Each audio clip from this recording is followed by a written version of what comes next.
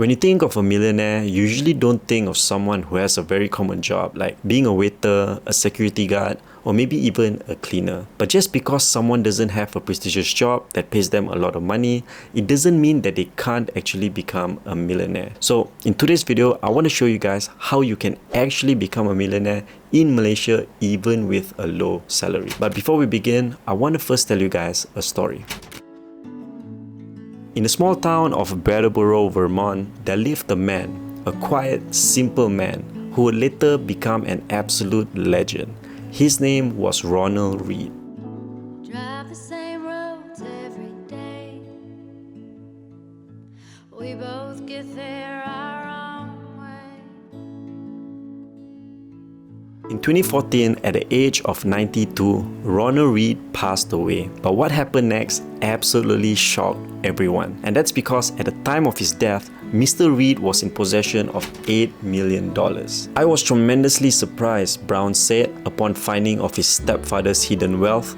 He was a hard worker, but I don't think anybody had an idea that he was a multi-millionaire. But why was he so surprised? $8 million is a lot of money, let's get that part straight. But what makes this so unbelievable is for a man like Ronald Reed to accumulate that much wealth. Everyone was completely blown away because Ronald Reed wasn't some kind of Wall Street executive big shot or some finance Ivy League graduate.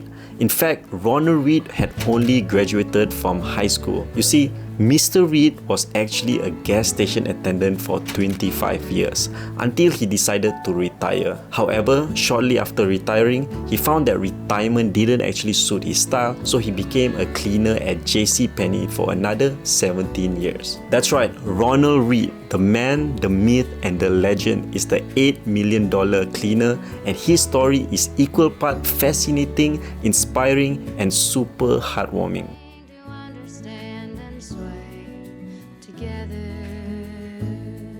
To outsiders, Reed appeared as a man who was perhaps even struggling. A local resident stated at one point that she even knitted him a hat because he seemed like he could actually use some help to get through the winter. And at his favorite coffee shop inside the local hospital, a customer once paid for his breakfast because they thought he did not have the means. I mean, just listen to this. He always had a cup of coffee and an English muffin with peanut butter at the local hospital cafe. That was it. And he always sat at the exact same stool at the counter. This man was just so wholesome. Not only that, Reed was actually the first of his family to graduate from high school. And to get to school, he would walk or hitchhike 6 kilometers every single day. Later in life, he drove a second-hand Toyota Yaris, held his clothes together with some safety pins, and chopped his own firewood into his 90s. His lawyer, Lori Rao, stated that you'll never know the man was a millionaire.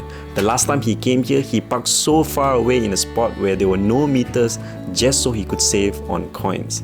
Absolutely amazing. And it turns out that his lawyer, Ms. Rao, was actually the one to help him create a will which would see 1.2 million of his wealth be given to his local library and another 4.8 million be given to his local hospital. I don't know about you guys, but what I think this man did completely puts whatever I'm doing in life to shame. I mean, he was such a selfless and self-made man who quietly built up his fortune over time just to be able to make such massive impact onto his community. So how did he actually grow that $8 million despite being just a cleaner? Well, it turns out he didn't actually do anything too special. He just simply saved what little money he earned and then invested it into blue chip stocks.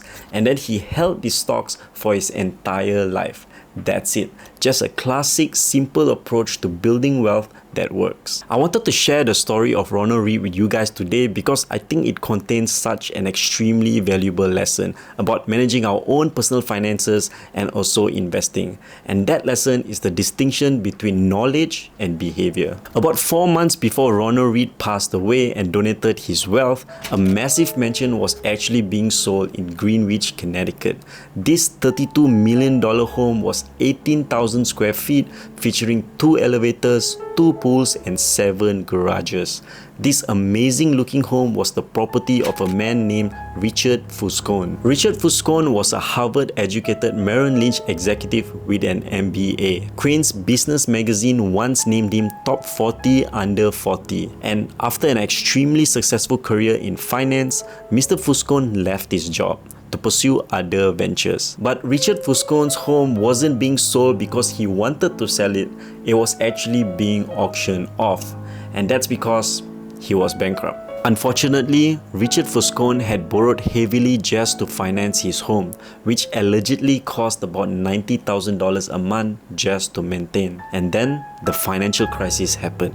Corporate institutions that are most directly impacted by the bankruptcy. So what will happen to the assets that are left? Since he was up to his ears in debt to finance that amazing looking home, he had to declare bankruptcy and eventually lost everything. So how do we have two completely different people? Here, one man who had all the knowledge, resources and experience in life that should be able to bring about success, but instead lost everything.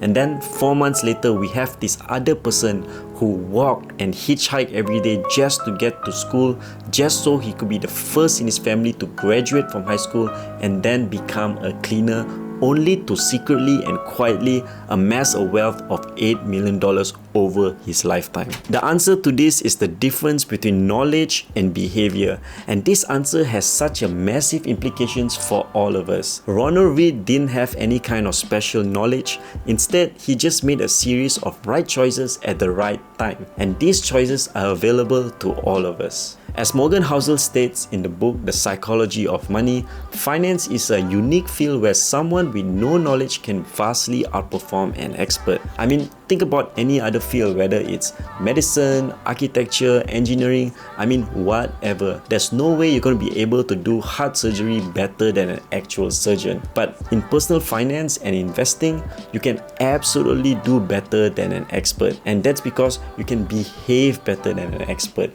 Knowing what to do and actually doing it is not the same thing. Richard Fuscone was an expert. He had the knowledge, but Ronald Reed didn't. Instead, Ronald Reed just behaved in a certain way consistently over time, and their two very different outcomes perfectly illustrate the difference between knowledge and behavior. You see, I can tell you that you should try to save at least 10% of your income, that you should try and build an emergency fund worth 6 months of your living expenses, and also you should maybe try to invest and hold broad market ETFs for the long term. But does that mean that you're actually going to do it? To understand why people go into debt, do we need to study the change of interest rates, or should we perhaps look into the feelings of greed, consumerism? Or how about determining why people always sell their investments at the bottom of the stock market crash? Or should we look at calculations of discounted cash flows and future expected returns? Or should we examine the feelings of fear and uncertainty? Don't get me wrong, I absolutely think it's super important to understand the mathematical relationships that describe the movement of money.